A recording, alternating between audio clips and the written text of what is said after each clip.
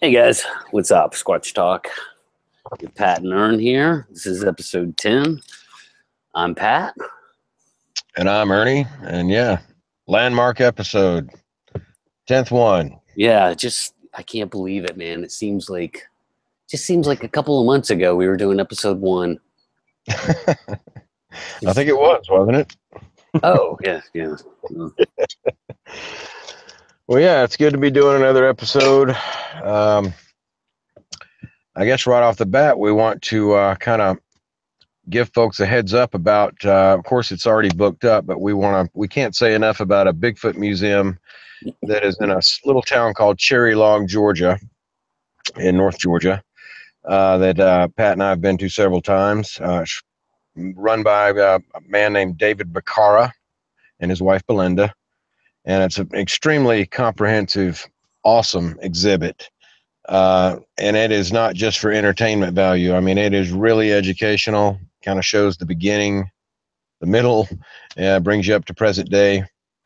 They're having this July 8th, their first town hall meeting for Bigfoot eyewitnesses. And of course, it's all booked up, as you and I know, but we plan to be there kind of as sort of informed observers, I guess would be a good term. Yeah. And really looking forward to that. And I mean, that could be fantastic. Something you and I have hoped for is that we could maybe speak to some people who had sightings and encounters up in this area. And hopefully this will be a chance to meet some of the folks that we've heard Dave talk about. Yeah, absolutely. And the area being North Georgia, which I'm guessing the majority of eyewitness accounts sounds like to me they're going to be coming from the North Georgia area. And and also, there's also a handful of researchers that'll be there and talking. And you're familiar with some of them. I'm not really, but no, it should be very interesting. So glad to see that something like Dave's Museum has become. It's a very serious display of research and all that's known. And here, of course, he's about to have the first town hall eyewitness meeting, as well as holding other conferences. They've built that they built the extra room, and so now they can have much more of a serious interactive kind of thing with the community. Yeah. So really looking forward to that. Yeah, me too, man. I mean, for anybody listening, it's a great place to go. It's worth the travel if you live in Alabama or Tennessee or even North Carolina. I mean, heck, it's only 20-30 miles from the North Carolina border, right? Yeah, exactly. It's just below the state line. It's if you have an interest in Bigfoot and you're anywhere in the Southeast and you're going to take a trip somewhere, see if you can fit that into your route. It's definitely worth it. You could spend literally an entire afternoon there if you wanted to watch, listen to, and read everything that they have available. So it's pretty neat that we have something like that in our own backyard here. Yeah. And it is. And it's, I think you and I went up there on like a Tuesday last time we were there. And it was, there was a lot of people there. I mean, I was surprised, and I was like, wow, I can't believe it was like 30 or 40 people probably came through the door in the 2 hours that you and I were there. Yeah, they are doing very well. It's encouraging, and it's surprising at first to see how many folks come in, young and old. There's people in there with legitimate interests. It's not just some little roadside attraction for kids. It's all about sensationalism. It's as I say, I don't want to talk in circles, but it's a very deeply informed, well-researched display or exhibit of different things. And who would have thought that a business idea like that could take off so well and be doing so well? But it speaks to the interest of the public, that many folks that are coming in to check it out. So I agree. Can't talk good things about it. I agree. So while we were there last time, which wasn't too long ago, We heard an interesting, I don't know what you call it, like I guess adventure that's going to be taking place fairly soon, I imagine. Well, yeah, the museum, and we didn't even mention the name. It's called Expedition Bigfoot Sasquatch Museum, is of course the museum we were just speaking of, and they had made a post on their Facebook page a week or couple of weeks back that and all of the details of this are secret. We don't know, we don't know anything other than what we're about to say. All we can really do is repeat what was made on the post. Is that some fella, one single individual who apparently has an extensive background in military training and survival training, is apparently has been turned on to some insider info about a hotspot, some particular area. We don't even know what part of the country this is in. Excuse me. Nope. And this guy is going to be taking a 45-day expedition by himself into an area. We don't even know exactly what the stated objective is for him, but it certainly, it certainly piqued our ears. Yeah, well, finally, it's about time, the last person or persons that I know of who have done anything like this would be Patterson and Gimlin, as far as I'm concerned. I mean, I haven't really heard of anybody other than maybe some of the Survivor Man stuff, but not really, because he would do his Bigfoot shows for, maybe a few days, Yeah. Mm-hmm. And I always thought Les would be the perfect guy to go spend 30, 45 days in the woods looking for Bigfoot, but I guess he's not into that. You're right. We've always said that, if there's any way a person could go into the woods with an idea of finding some kind of proof, we certainly don't think you're going to pull that off with a whole team of people making a bunch of noise, certainly not with a television crew in tow. However, this notion of the guy going by himself, maybe you could spend 60 days in the woods in a hotspot area and still never see anything. But if Sasquatches exist and they live in the woods and there's a way to interact with them, it stands to reason that the only way you could, try to instigate yourself a plan that would generate interaction is you're going to have to stay in the woods for a long time. You can't just hike in for the afternoon every day of your life and expect that's going to happen. So it's certainly a very intriguing thing to hear that someone is going to take it that seriously. 45 days in the woods is a long time, particularly if you're alone. And, lots of safety issues to be concerned with. Even a Navy SEAL can break his leg. Navy SEALs are not dispatched by themselves. That's why there's a team of them. So, we wish whoever this guy is and wherever he is, we certainly wish him luck. It'd be great if somebody could drag some kind of proof back, even if it were simply, hairs with follicles and scat samples or whatever else. But it certainly does sound a little dubious, not dubious, but a little frightening. The thought of intending to go out and confront 9-foot tall apes in the forest by yourself. Yeah.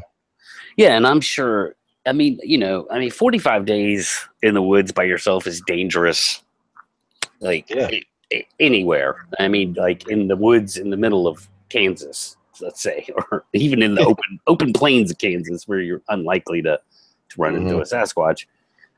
Just being anywhere on a desert island 45 days by yourself is dangerous. But I'm sure this guy, whoever he is, I'm sure he's got some sort of backup. You know what I mean? Like somebody's going to know where he's at. Somebody. Well, you would think more than likely if he is as experienced as we get the impression he is, then yeah, he would likely have some, obviously he's going to have someone knowing where he is. And any reasonable person would bring one of those locator those transponder locator things. Yeah, and I don't see why not. There's no reason not to. Exactly. And so I'm sure he is a loved one or a friend, multiple loved ones or friends that are going to know the general area he's going to be in, and there's no reason to not have a transponder or GPS locator. Right. Just to take a little sidestep here on David Polita's missing 411, particularly the national park disappearances that go unexplained. He has said that I'm pretty sure the statistics are that they've never found a case of a person who went missing and who wasn't found who had one of those transponders, had one of those locators with them. And so, I consider myself an experienced woodsman, outdoorsman. Excuse you, Pat. Yeah, sorry. But, man, I would never think that I was so, invincible, that I'm above being, twisting an ankle or something like that. So I would certainly make sure if I was going to be in the woods for a long time that I had something along those lines as well. It's just common sense. It's not about ego or, who's more capable than the next guy. Anything can happen. Trees actually do fall on people occasionally. There's all kinds of things that can go wrong, and you just need to have yourself a little bit of a backup plan. Of course, as you and I have discussed, if we were going to pull off some kind of plan like this, we'd want at least two people, at least a two-man team, if not 3 or 4 people together, all with a pre-discussed plan of how you're going to enter the woods without making a bunch of racket, without making a bunch of noise, and certainly having some kind of evacuation plan. And who knows what this fellow's actually up to, but man, fingers crossed. Anybody that's putting, hard work and considerable effort into trying to bring some proof into this world of these creatures, I salute them. Yeah, me too. And I hope he has some kind of plan to, document it in some way. Not sure how easy that would be, given the fact that he's going to be out there by himself for so long without any kind of, electrical source. Maybe he'll have something. Yeah. Like a solar powered or hand crank, something that you can charge a phone with fairly easily. Maybe. I'm sure. Yeah. There's plenty of that gear out there these days. I wouldn't imagine that would be that hard for him to deal with, but yeah, you just never know. You don't know how secluded a person's going to try to be. And, I can only hope that nothing does happen to this guy, whoever the heck he is, because if the story ever did come back, well, that guy we mentioned who we can't tell you about, he disappeared. Well, then it's just going to become another, another one of those stories that can't be sort of urban legend. Oh, some Bigfoot guy disappeared and maybe it was Bigfoot. Well, we certainly don't know. We don't know any details up front, and we won't have any after, unless, of course, this guy does survive and shows up with some kind of proof. So, well, sure. Knows, I hope he does. I understand the secrecy going into it, of course, but not coming out. It's like, no. I just meant, if he disappeared, that would be pretty terrible. But hopefully, we'll do something. Hopefully, this kind of thing might inspire other people with, with the means and the knowledge and the experience to go out and try similar sort of immersed, expedition, staying in the woods for a while. Well, I have faith in humanity, especially the best of the best. So if this guy is, and we're just I think we're kind of assuming he's a special operator. Let's just say he is an operator. I'll take that over Sasquatch any day. I'm sorry. I'm sorry, man. We went to the moon, and Navy SEALs are badass, and I think they can hang with Sasquatches.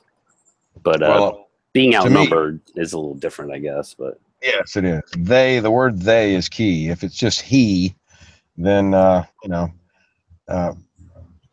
a large portion of people that have researched this phenomenon are of the mindset that wherever you see one, there's usually a couple more somewhere close by. So, I I would shudder. I would shake in my boots if I were alone having a Sasquatch encounter deep in the woods. That would be a pretty vulnerable feeling. But we'll see, Well, man. Good yeah, luck. this guy's kind of wanting it to happen, I guess. But Yeah. uh, Hmm. like I said, man, I'll place my bets on humanity. You know, so whoever you are, dude, if you're listening, we wish you luck, man, Yeah. and we'd love to talk to you after the fact for sure. Absolutely. Absolutely, we would.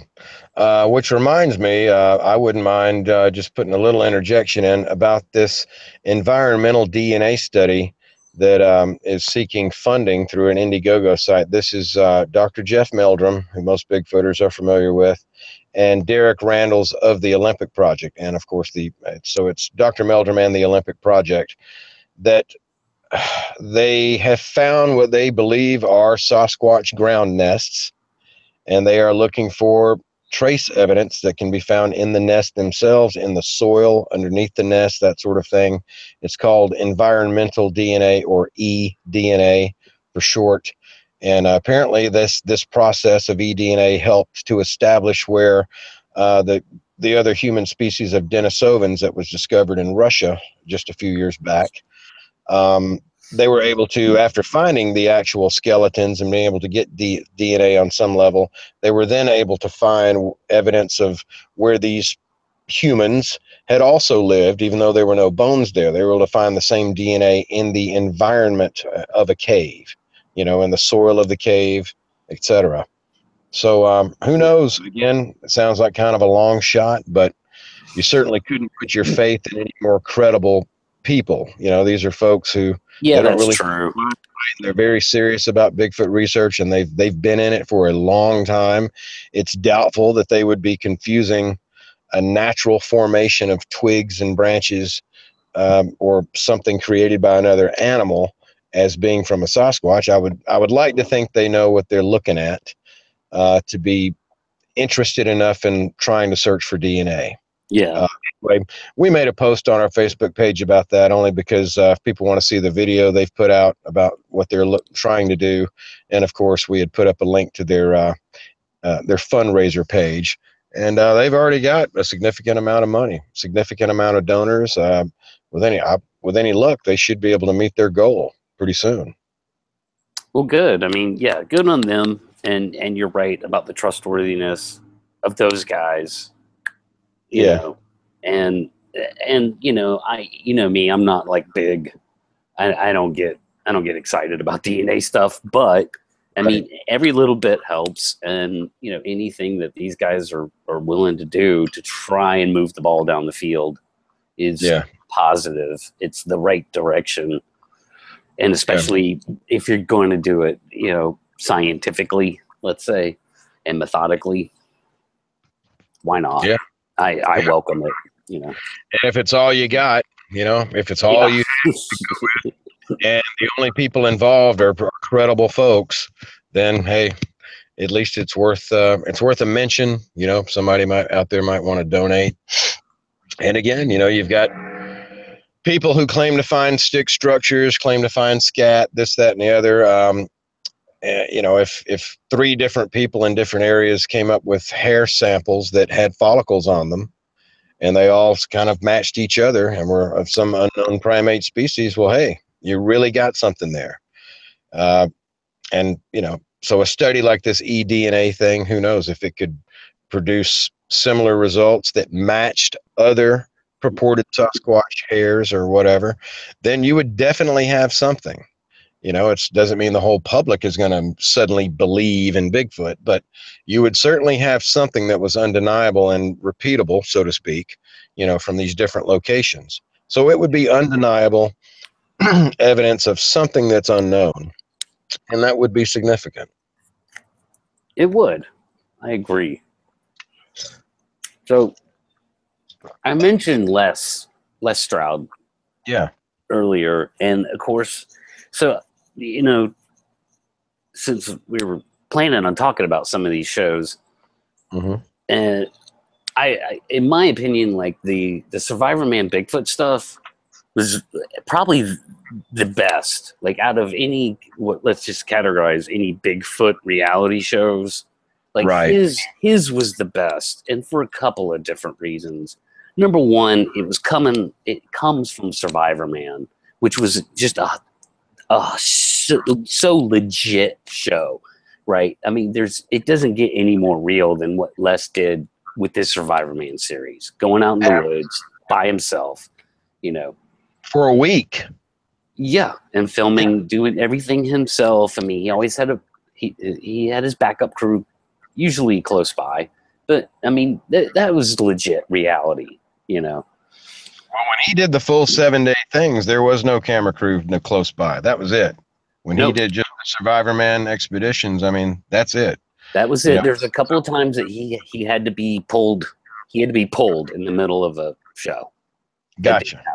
You know, once at sea, and then once in Alaska. You know, where somebody had to come get him. Mm-hmm. And there could have been more, but yeah. So that was established and totally legit, and then he just kind of turned that into Survivor Man Bigfoot, which still had, to me, the same amount of legitimacy, but with that Bigfoot, you know, spin on it, you know. Yeah, to have somebody, an expert like Les Stroud, an expert in outdoor survival, and also extremely knowledgeable with wildlife, with hunting, with the fauna and flora of the area that he would be in. You know, this is a guy who's he lived in the bush for a whole year at one point.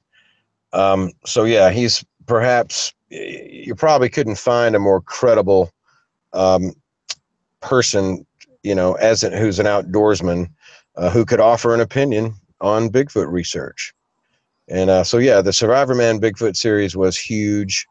Very interesting to see anyone of his credibility actually take an interest in this. Yeah, and doing it in a legitimate way. Again, I can't say that enough, you know, because he was either by himself or with, you know, I mean, he did go out with people like Todd Standing and some others, but he would also go out by himself, and you know, the same format where he's filming it all himself. So he's not tramping through the woods with 20 guys in gear. Right. You know, doing all these silly, you know, silly reaction shots and everything else that comes with pretty much all the other Bigfoot reality shows, you know? Yeah, it's unfortunate. It really is. When Finding Bigfoot first came on, I was naturally, for many years, I was very familiar with who Matt Moneymaker was. Anyone who doesn't know, Matt Moneymaker was an attorney in California. I think it was 1995 or thereabouts, early to mid 90s. He started the Bigfoot Field Researchers Organization and created the website for them, which is a database for reports. Yeah. And they don't publish just any report. You know, they vet people who submit reports. They interview them. When I say they, you know, to become an investigator for the BFRO, you have to be sort of vetted and put through a bit of a process training of how you look at that sort of stuff. So back to the television show, you know, I was already well familiar with the legitimate, serious, in-depth Bigfoot research and interest in Bigfoot that Matt Moneymaker had for all these years. And just because he's in a television show that has to be scripted and produced for ratings and all that kind of stuff, in no way discredits, you know, the legitimate work that he has done. But I agree. We're talking about the shows, of course. These shows are simply, by and large, they're simply entertainment based.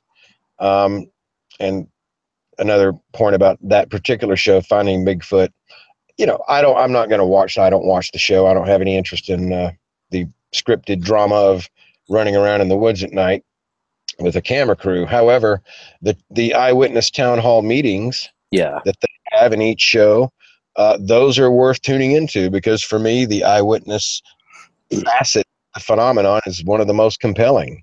And so even if you just tune in for that little 5 to 10 minute segment to see if you feel like any of these people are telling the truth, if you find them compelling, then that tells you a little something about that area, perhaps, or about Sasquatches. Yeah. So that, there's always a little grain of something in some of these shows, but not all of them. Yeah, because and those town halls they do are real. Those are real people from the area that have seen or experienced something.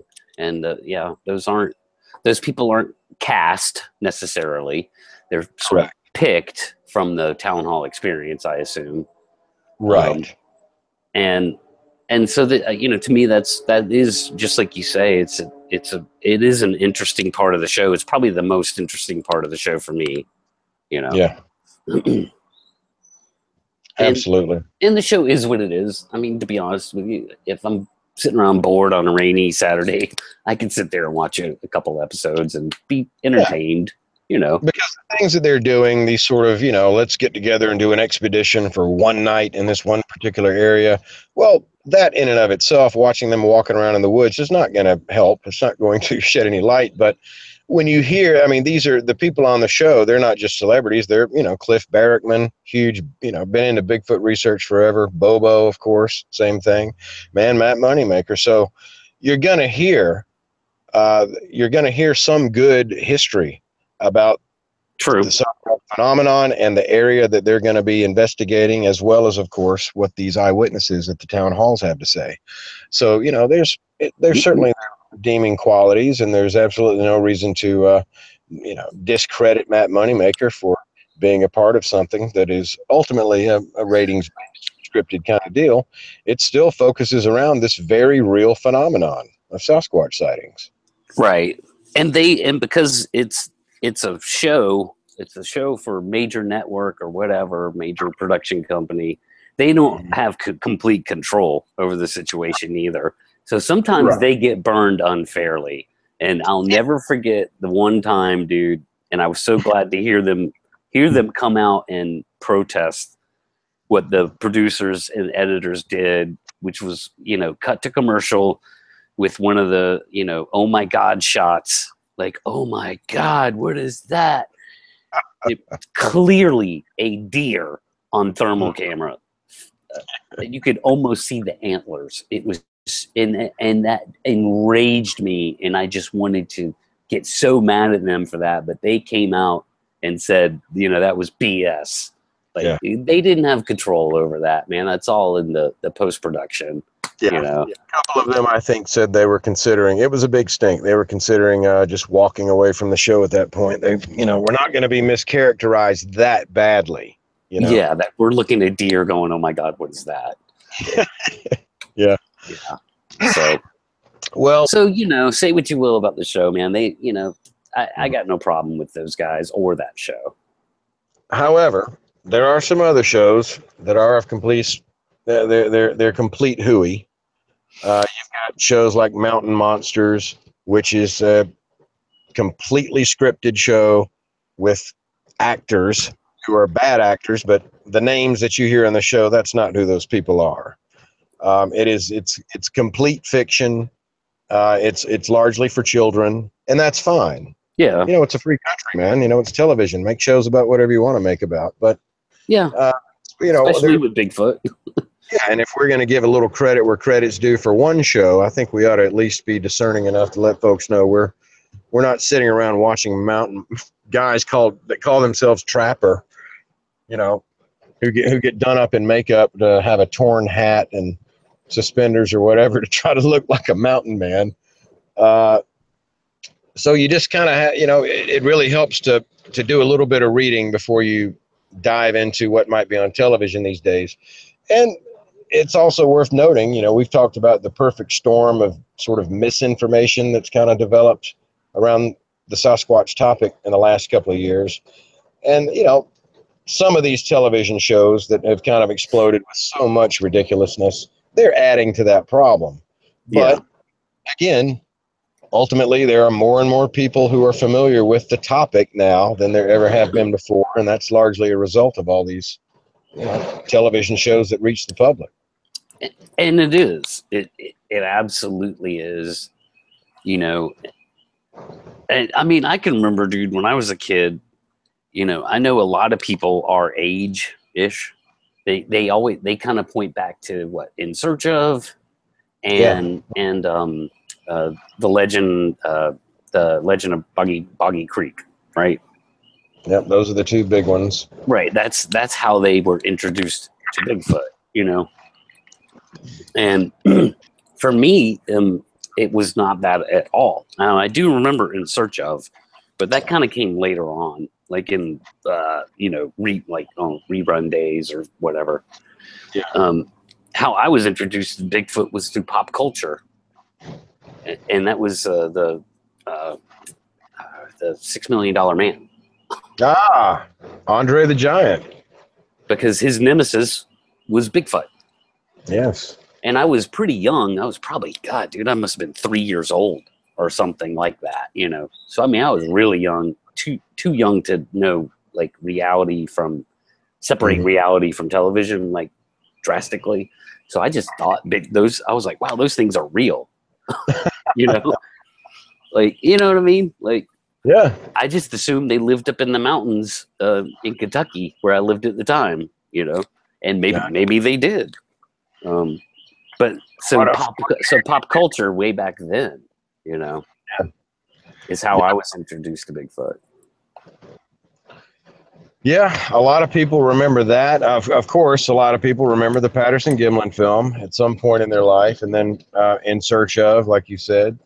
And a lot of people reference that $6 Million Man episode also. Yeah.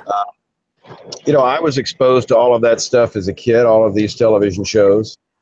By the way, I've got a major downpour hitting me. Can you hear me? I can hear you. I can hear you. I don't really hear the rain. So okay, good. So, however, having been exposed to the subject, knowing that there were television shows and movies about Bigfoot, not once in my life had I ever had any interest in it. I never thought for 1 second Sasquatch was real or that there were adults out in the world claiming to see Bigfoot. I had no idea. For me, it wasn't until 2005 that I realized there were some scientists involved in this. That really piqued my interest, and so I wound up getting a copy of Jeff Meldrum's Sasquatch Legend Meets Science documentary. Yeah. Really opened up a lot of doors. I thought, my gosh, I never knew this phenomenon existed to this degree. I certainly didn't know it still existed to that degree. So that's what got me into studying and researching everything I could get my hands on. And here I sit today. Yeah, and that Legend Meets Science, that's a really good one. That's one of the better Bigfoot docs, I guess. Yes, it is. And that's ever been televised. Yeah, like, that was a really good one. Yeah, and it's I bought it on DVD before it ever made it onto television, and it's still available out there. At the time they were in the documentary, there's a lot focused on a couple of pieces of film that are ultimately inconclusive, and I think that there's better evidence out there than blurry video. But still, there are some. I think George Schaller is interviewed in that documentary. There's legitimate scientists offering their opinions there, and when you begin to notice how many species science assumes have not been discovered yet, based on the rate that we still discover new species, it's kind of mind-boggling, Yeah, but that's an excellent doc. Yes. But I wanted to ask you about a show that I haven't seen. I remember hearing the sort of hype for it, but I think you've seen it, but I haven't, and that's the Killing Bigfoot show. Oh, the documentary about Justin. No. Oh, Jim Lansdale, the Gulf Coast Bigfoot organization. Killing. Yeah. Right. The series. Correct. Well, no, let's see. I may have seen an episode or two online, but I was not interested in following that episode. It's largely also a scripted kind of thing. I don't think any of those people are BSers. I think they're legitimate Bigfoot researchers, but again, when you've got a television show, you've got to fill the time. You got to put something on the episode. So it's kind of like finding Bigfoot, really just as ridiculous as that show. Or, in other words, the expeditions that they go on. If there's, if certainly no expectation that that's going to yield something. From what little I could tell about that show, Killing Bigfoot, it's likely those people have been in legitimate Bigfoot research in their areas for a long time. But, you're not going to find anything with a camera crew following you around. And exactly. I guess that's about all I know on it. I don't want to criticize too harshly because, again, you never know. But it's a show for ratings, Yeah, exactly. And that ultimately, that's my problem with the whole concept, which is, I mean, if you're going to have a situation where you're going to be going onto people's properties, and the idea is to help rid them of the problematic Bigfoots that are around, showing up with 30 guys ain't the way to do that, man. I mean, it's just not. I mean, they're not, these things obviously are not stupid, and they have like really good observation skills.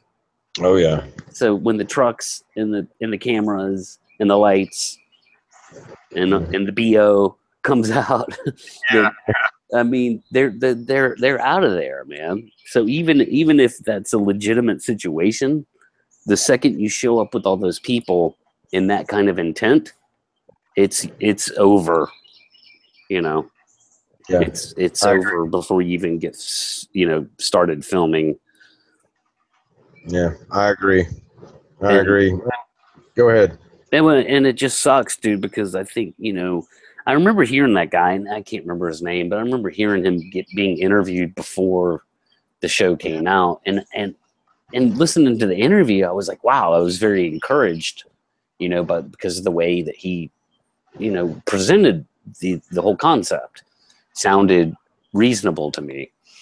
But I wish these people would, like, I don't know, man, stop wanting to be on television so much, because you could literally come onto YouTube and document all this stuff. Like, and you don't need the big production and all that. If you could just document it yourself somehow, you could be going out and doing these things, and posting it on YouTube and monetizing it to some degree, because you're going to get some kind of following out of that content. And now it may not be as much money as you're making off the show, or maybe more, It's hard to say, television money is, excuse me, still considered pretty good money these days. And, given that Sasquatch is popular in the culture and on television, if you've got a group like that and you make any kind of news at all and you get approached by a television show, I think most Americans probably wouldn't blame a person for wanting to make some money, even if it meant being on a somewhat goofy television series. So, right. I understand that, but you also have to remember that, hey, man, if they're, people doing things for money, well, remember, the television show is all about money also. So it's not necessarily the credible source of research that somebody might want to point to. But I'm not really here to criticize. If somebody offered me a chance to be on television, there was a big payday, as long as I didn't look like a complete idiot, I might consider it, Well, dude, I'm pretty sure those guys are not getting paid all that much. You'd be surprised. I mean, I know that, I know Justin didn't tell us this when he was on with us, but I've heard him say it before, and maybe even in private. He didn't get paid hardly anything to be on that $10 million Bigfoot bounty show. I mean, he was just covering his butt, like, for his normal job that he wasn't working, basically. Gotcha. Yeah, so he wasn't banking off that. And now something like Finding Bigfoot. Now those guys are making money. Don't get me wrong, because they probably have the highest rated Bigfoot television show there is, right? Right. Those guys are making money, but no, the Killing Bigfoot dudes, I guarantee you they're not banking as much as you would think, man. And this comes from somebody who's been on the world's most popular television show and made less money than I did in my job. So, you know. Well, I'm just saying, anytime that somebody's doing something for money and that something is only exists for ratings and for ad money and all that, you just, in other words, consider everything within the larger scope. Right. I'm just saying, if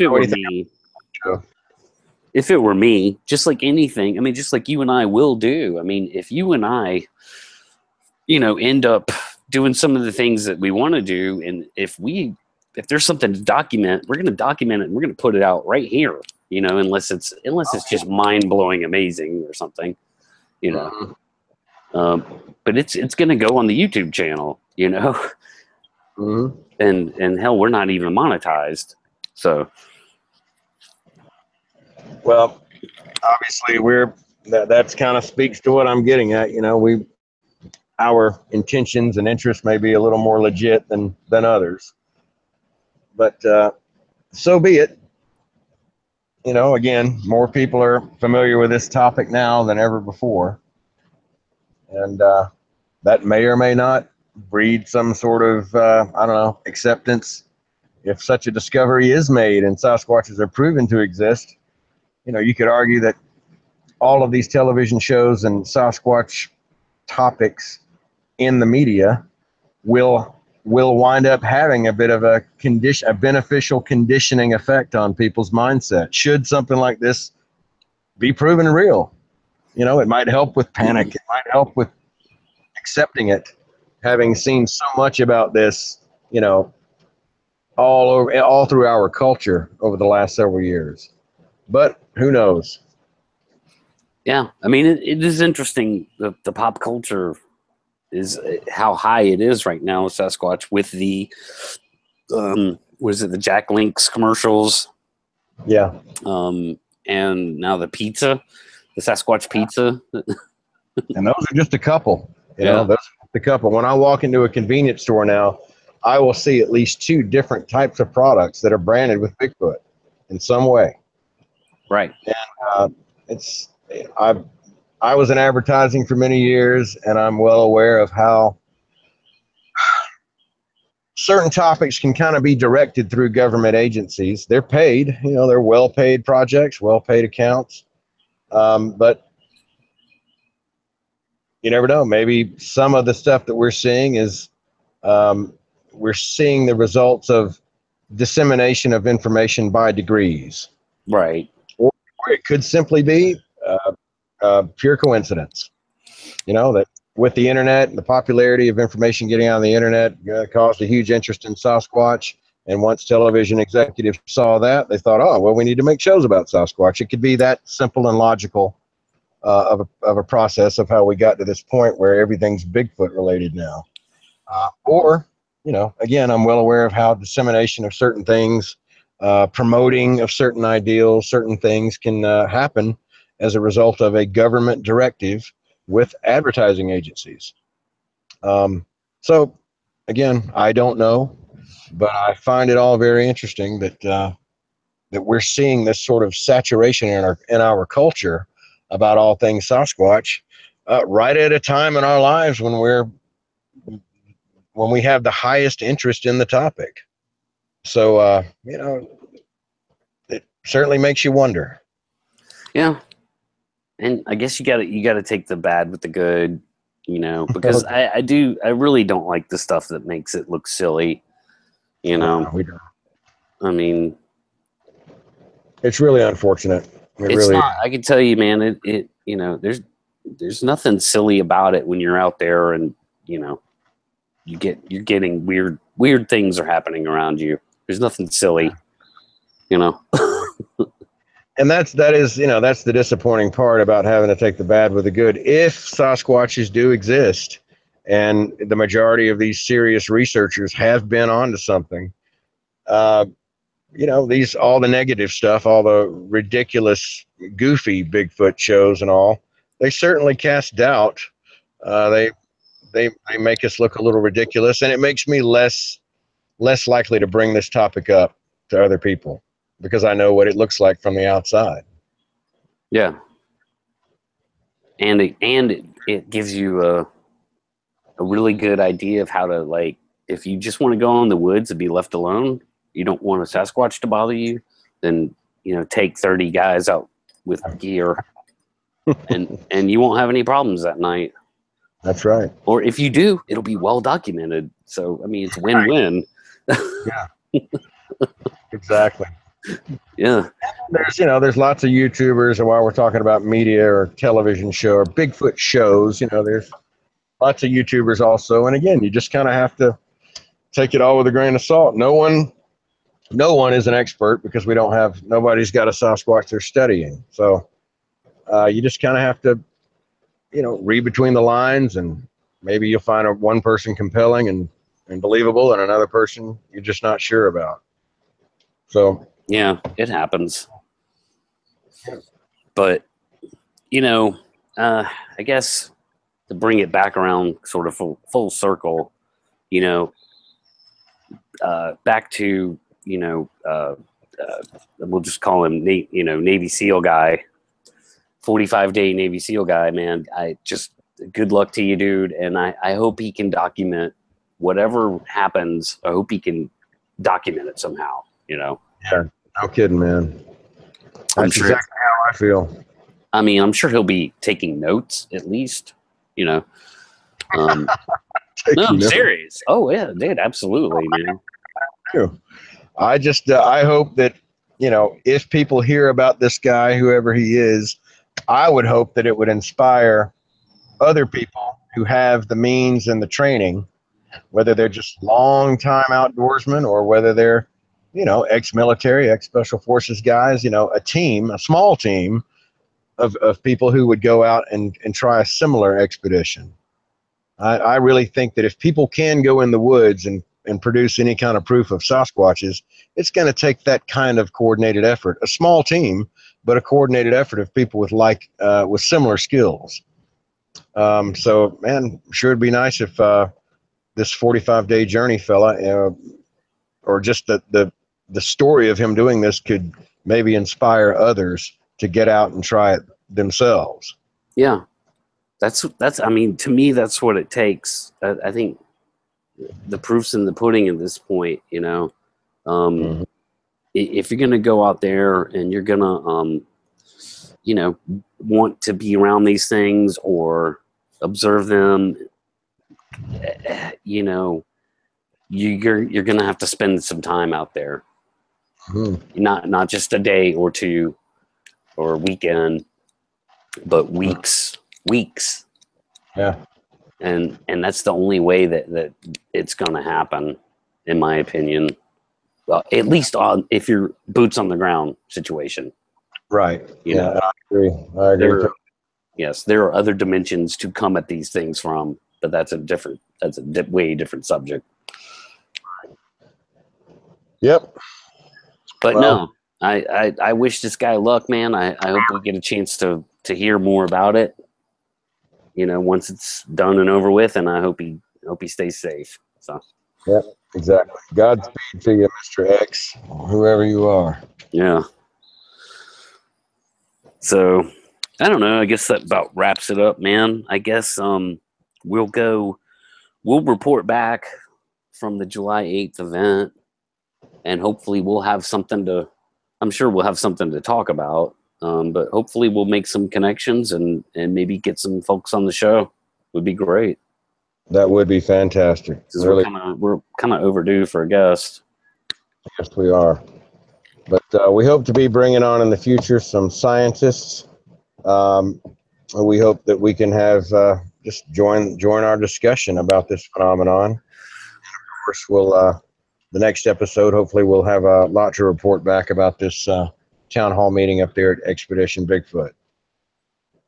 Yeah, I know we'll have a lot to talk about for that one. So that'll be coming at you soon. And I guess anybody that wants to get a hold of us, you can contact us at primeapeobjective@gmail.com, and we'll get back to you. All righty, man. Well, Good talk. Glad we got to talk about those subjects. And until next time, you can't know it all, but if you want to know all that's already known, do a little. Or a lot. Yeah. Mm-hmm. All right, man. We'll end it there, man. All right, folks. We'll talk to you later. All right, everybody have a good night.